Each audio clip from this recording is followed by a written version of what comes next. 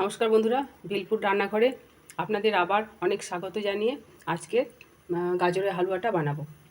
আজকে হোলি উৎসব, তার জন্যই এই হালুয়াটা আমি বানাবো। কড়াইতে ঘি দিয়ে দিলাম।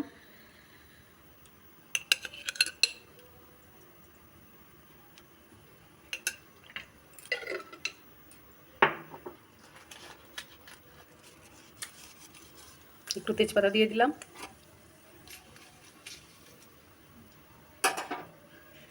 গাজরটা গ্রেট করে নিয়েছিলাম, এবার এই গাজরটা দিয়ে দেবো এর মধ্যে।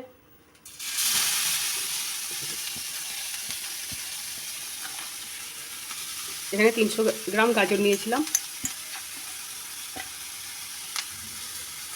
এবার এটাকে একটু কড়াইতে ঘি দিয়ে ভেজে নেব। দেখুন, এটা ভাজা হয়ে গিয়েছে। এবার এখানে 2 লিটার দুধ নিয়েছিলাম আমি, দুধটাকে ঘন করে রেখে দিয়েছি। এবার এই দুধটা এর মধ্যে দিয়ে দেবো।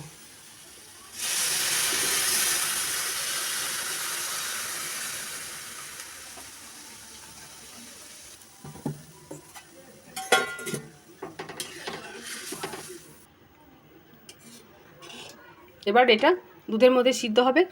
আর এর মধ্যে 1 মুঠি কাজু ছোট ছোট টুকরো করে ভেঙে রেখেছিলাম, সেটা দিয়ে দিলাম।